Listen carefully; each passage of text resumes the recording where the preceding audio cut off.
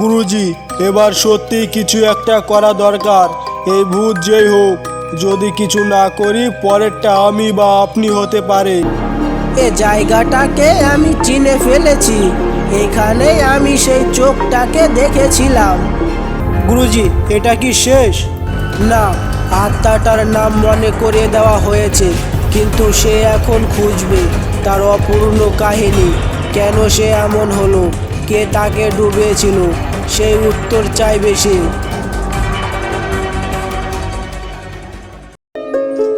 আমাদের ভিডিওটি শুধুমাত্র আপনাদের মনোরম অনুভূতির অনুভবের জন্য। কিছু ভূতে ভয়, কিছু ভূত অভয়, এই নিয়ে যেন মনে না থাকে কোনো সংশয়। কালিয়াপুর গ্রামে ফেরে শোকের ছায়া। কাদেরের মৃত্যু আর বাসছাড়ের ঘটনার পর গ্রামের লোকজন যেন বাকরুদ্ধ। কেউ কথা বলে না। দিনের আলো সরে সন্ধ্যা নামলে সবাই ঘরে তালা বন্ধ করে বসে থাকে। রহিম, সঞ্জীব, পুরোহিত আর আব্দুল চাচা সেদিন রাতে আবার মিলিত হয় সেই মন্দিরের পেছনের মাঠে। তাদের সঙ্গে আসেন গ্রামের একজন মাঝবয়সী জেলে, যিনি নদীর ইতিহাস সম্পর্কে অনেক কিছু জানেন, কিন্তু এখনো পর্যন্ত নীরব ছিলেন। শোনো, তোমরা যার নামটা বললে, ইদ্রিস মণ্ডল, তাকে আমি চিনতাম। আমার বাবার সহচর ছিল। একটা লাল কাঠের নৌকা ছিল তার, আর রাত ভোর মাছ ধরতো। খুব অভিমানী মানুষ ছিলেন তিনি।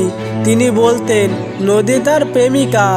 একদিন মাঝরাতে একা নৌকা নিয়ে গিয়ে সে আর ফিরে আসেনি। তাহলে সে কিভাবে মারা গেল? শোনা যায় এক ঝড়ের রাতে নৌকোটা হঠাৎ উল্টে যায়। লোকজন বলে কেউ তাকে ধাক্কা দিয়েছিল। কারা দিয়েছিল আজও কেউ জানে না। তার দেহ পাওয়া যায়নি, শুধু একটা পাথরের ফলক ভেসে উঠেছিল, যেখানে লেখা ছিল, এই নদী আমার, আমি এর মধ্যেই থাকবো। তাহলে সে আত্মা এখনো সেই দাবিতেই বাধা পড়ে আছে। নদী তাকে গ্রাস করেছে, কিন্তু তার আত্মা মাটি ছুঁতে পারেনি, তাই সে অশান্ত। এবার বুঝতে হবে তাকে কে মৃত্যুর দিকে ঠেলে দিয়েছিল। আমি বলছিলাম না, নাম জানলেই সে শান্ত হবে না। তার মরণটা অসম্পূর্ণ ছিল, তাই ইতিহাস না জানলে সে যাবে না। তবে আমরা এখন কি করব? তোমাদের এবার নদীতে নামতে হবে। যেখানে ইদ্রিসের নৌকা ডুবে গিয়েছিল, সেখানে কিছু একটা এখনো আছে, যেটা আত্মাটাকে বেঁধে রেখেছে। পরের দিন সকালে চারিদিকে কুয়াশা। তারা পাঁচজন নদীর তীরে উপস্থিত। সঙ্গী হয় আরও একজন নিতাই পাল, একজন তরুণ ডুবুরি, যাকে রহিম ডেকে এনেছে। আমি খুঁজে দেখতে পারি, কিন্তু কিছু যদি টানে তাহলে। তুমি ভয় করো না, আমরা ওপরে থাকবো। দড়ি বাঁধা থাকবে তোমার কোমরে। টান পড়লে আমরা উঠিয়ে নেব। নিতাই ধীরে ধীরে নেমে যায় জলের তলায়। চারপাশে নিস্তব্ধতা, কুয়াশা জমাট, শুধু মাঝে মধ্যে জলের কাঁপুনি আর দড়ির নড়াচড়া দেখা যায়। হঠাৎ জোরে টান পড়ে দড়িতেই। সবাই মিলে টেনে তোলে নিতাইকে। তার হাত কাঁপছে, চোখ বিস্ফোরিত। ওখানে একটা পাথরের মূর্তি আছে, একটা অর্ধেক ডুবে থাকা পাথরের মূর্তি। মূর্তির চোখ নেই, মুখ খসে পড়েছে, কিন্তু পেছনেই একটা লোহার বাক্স আটকানো ছিল। আমি সেটা খুলে এনেছি। সে তুলে দেয় একটা পুরনো ধাতব বাক্স। সবার সামনে বসে খুলে দেখা হয়। বাক্সের ভেতরে দেখা যায় একটা লাল কাঠের নৌকার অক্ষপ্রান্ত মডেল। ইদ্রিস মণ্ডল নাম লেখা একটি পুরনো ব্যক্তিগত ডায়েরি, আর একটা ছোট চিঠি যেখানে লেখা, ইদ্রিস, তুই নদীটাকে নিজের সম্পত্তি ভাবিস, ভুল করিস না। আমার পায়ে পড়ে ক্ষমা চেয়ে নে। দেখিস একদিন এই নদীতেই তুই হারাবি। ইতি কানু। কালু ছিল ইদ্রিসের সহকর্মী। ঈর্ষা করত তার সফলতা দেখে। এ তো নিশ্চিত কালু ইদ্রিসকে ডুবিয়ে মেরেছিল। এই অন্যায় মৃত্যু তাকে বেঁধে রেখেছিল। নাম ভুলে গেছিল আত্মা, কারণ মৃত্যুর সময় কেউ তাকে নাম ধরে ডাকেনি। এখন সময় এসে গেছে তাকে মুক্তি দেওয়ার। রাত্রি, পূর্ণিমা উঠেছে।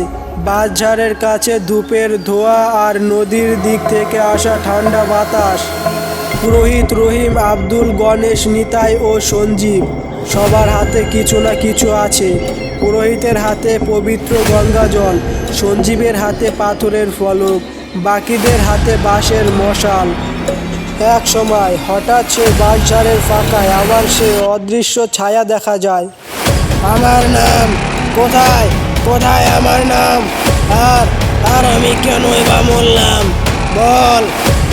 পবিত্র জল ছিটিয়ে নেওয়া হয়, মন্ত্র পড়া শুরু হয়, হাওয়ার তীব্র হয়ে ওঠে, ছায়া একেবারে কাছাকাছি চলে আসে, চোখ দুটো জল জল করছে নিঃশব্দে। ইদ্রিস, তোর স্বপ্ন ছিল নদীর মধ্যে মিশে যাওয়া। আমরা তোর কথা স্বীকার করেছি, তোর নাম জেনেছি, তোকে সম্মান দিয়েছি। আর যেই তোকে ডুবেছিল সে এখন মৃত, আর তার ইতিহাস আমরা রক্ষা করব। একটা বিকট চিৎকারে ছায়া তীব্রভাবে বাতাসে ঘুরে ওঠে, তারপর হঠাৎ কুয়াশার মধ্যে মিলিয়ে যায়। এক মুহূর্তের জন্য সব শান্ত হয়ে পড়ে। চলে গেছে সে, এবার বোধহয় সত্যি শান্তি পেল। হ্যাঁ, আজকের রাতের পর এই বাঁশঝাড় আর কখনো কারো প্রাণ নেবে না। উদ্দেশ্যের আত্মা সেদিন কুয়াশার ভেতর মিলিয়ে গেল। কালিয়াপুর স্বস্তি যেন কিছুতেই স্থির হচ্ছে না। কয়েকদিন কেটে গেল, গ্রামের লোকজন একটু স্বাভাবিক হতে আবার ছড়িয়ে পড়ল গুজব।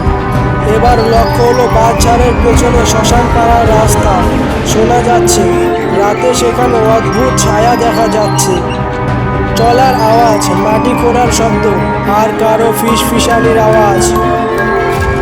পুরোহিতজি, আবার কি কোনো নতুন সমস্যা? ইদ্রিস তো বিদায় নিয়েই গেছে। মৃত্যুর স্থান যদি অপবিত্র থাকে, এক আত্মা চলে গেলেও অন্য কিছু সঞ্চিত থেকে যেতে পারে। এই জমি বহু বছর ধরে অলৌকিক কার্যকলাপের কেন্দ্র ছিল। হয়তো সে ছায়া কারো নয়, একটা শক্তি যে অপূর্ণিত মৃত্যুকে গ্রাস করে বেঁচে থাকে। তবে কি এবার নতুন কিছু শুরু হতে চলেছে? এবার দেখতে হবে শ্মশান পাড়ার দিকটা। কিছু পবিত্র রীতি প্রয়োজন হবে। এর পেছনে যদি অন্য কোনো ইতিহাস থাকে জানতে হবে, গিয়ে তল্লাশি করতে হবে। সেই সন্ধ্যায় সঞ্জীব, রহিম ও গণেশ দত্তকে নিয়ে পুরোহিত রওনা দিল শ্মশানের দিকে। সঙ্গে নিতাই পালো এলো। চাঁদের আলোয় ভাসছে বাঁশঝাড়, বাতাস কেমন ভারী, যেন কোনো অদৃশ্য সত্তা নিঃশ্বাস ফেলছে তাদের পেছনে। হঠাৎই এই জায়গাটায় কেমন যেন কাঁপুনি লাগছে শরীর। দেখো, ওখানে মাটির মধ্যে কে যেন পাও টেনে হেঁটেছে। তারা কাছে গিয়ে দেখে মাটি যেন কে খুঁড়ে রেখেছে, অদ্ভুতভাবে আঁচড়ের মতো দাগ আর রক্তের গন্ধ। এটা তো মানুষের হাতের কাজ না, দেখে মনে হচ্ছে অন্য কিছু। হঠাৎই বাতাসে তীব্র ঘূর্ণি উঠল, মশাল নিভে গেল, আর সবার কানে ভেসে এলো এক গর্জন। একটা নয়, অনেক মৃত, অনেক নাম হারিয়ে গেছে, খুঁজে দাও। কার নাম বলছিস তুই? কে কে তুই? কোনো জবাব নেই। দূরে শুধু বাঁশঝাড়ের ফাঁকায় দেখা যাচ্ছে আবার এক ছায়া। এবার তার গঠন ভিন্ন, বিশাল, পাকা, আর যেন অনেক মুখ একসাথে কাঁদছে। এটা ইদ্রিস না, এটা ভিন্ন কিছু, ভয়ানক কিছু। তোমরা ফিরে যাও, আমি এখানে কিছু মন্ত্র করে আছি। এর পেছনে কারা মারা গেছে তা খুঁজে বের না করলে ছায়া আরও বাড়তে থাকবে। তারা ফিরে যায়, কিন্তু মন ভার। গ্রামে যেন এক নীরব আতঙ্কের মধ্যে আবার ঢুকে পড়েছে। পরের দিন আব্দুল চাচা পুরনো রেকর্ড ঘেটে পুরোহিতকে এক নাম বলেন, রঘুদেব। এক সময় শ্মশানের পাহারাদার ছিল সে। শোনা যায় সে মৃতদের বিক্রি করত চুপি চুপি। ওর মৃত্যুও রহস্যজনক, গায়েব হয়ে যায় একদিন, কেউ তার লাশ পায়নি। তবে এবার মনে হচ্ছে ছায়ার নিচে শুধু ইদ্রিসই নয়, আরও অনেকের গলা আছে। শ্মশান পাড়ার ছায়া এখন আরও ঘন হয়ে উঠেছে। গ্রামের লোকজন দিনের আলোতে ওই রাস্তায় মারায় না। রঘুদেবের কথা ছড়িয়ে পড়ে কান কথায়।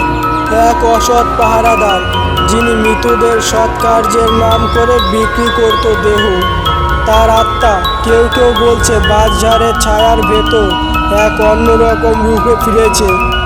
আজ রাতে চাঁদ অমাবস্যায় দ্বার প্রান্ত নেই।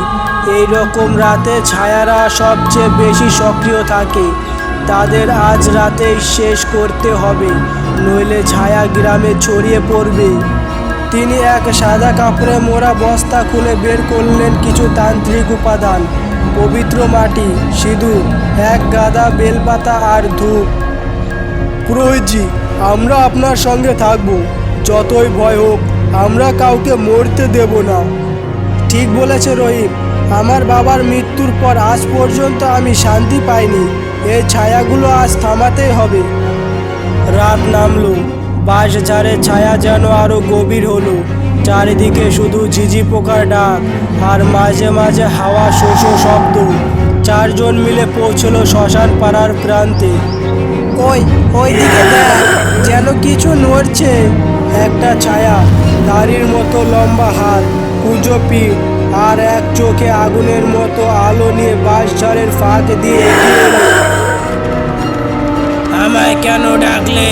আমার জমি কেন নষ্ট করলে? আমার নাম ভুলে গেলে সবাই? তুই মৃত্যুর অধিকার হারিয়ে ফেলেছিস রঘু। তুই মৃত, আর মৃতদেহর স্থান এই মাটির নিচে। রঘু গর্জে উঠল, মাটির ধ্বনি প্রতিধ্বনি হয়ে উঠল। হঠাৎ চারপাশ শুরু হলো বাতাসের প্রচণ্ড ঝড়। ধূপ নিভে গেল। তবে নাও, নিয়ে যাও তোমাদের মানুষদের, ওরা তো মরতে এসেছিল। সে ঝাঁপিয়ে পড়লো গণেশ দত্তের ওপর। গণেশ শুধু একবার চিৎকার করলো, তারপর নিস্তব্ধতা। মুখ থেতলে গেল এক ঝটকায়। পুরোহিত সাথে সাথে এক মন্ত্র পড়তে শুরু করলো। পবিত্র মাটি ছুঁড়ে দিল বাতাসে। ধূপ আবার জ্বেলে উঠলো। এই মাটি হলো সত্যের, এই আলো হলো পবিত্রতার। চলে যা ছায়া, ফিরে যা মৃত্যুর ঘরে। রঘু হঠাৎ থেমে গেল, চোখে যেন তীব্র ঘৃণা, কিন্তু ধোঁয়ায় জড়িয়ে শরীরটা মুছতে শুরু করলো। এক সময় শুধু একটা হাড়ের মতো আঙুল দেখা গেল, যেটা ধীরে ধীরে মাটির ভেতর ঢুকে গেল। অন্ধকার হঠাৎ ফুটে পড়ল নিস্তব্ধতায়। কোনো গর্জন নেই, কোনো কণ্ঠস্বর নেই। শেষ হলো, হয়তো এবার শেষ হলো। আপনারা যদি আমাদের ভিডিও সম্পূর্ণ দেখে থাকেন তাহলে অবশ্যই কমেন্ট করে আপনাদের মতামত জানান কেমন লাগলো, আর আপনারা এর পরবর্তী ভিডিও কীরকম চান।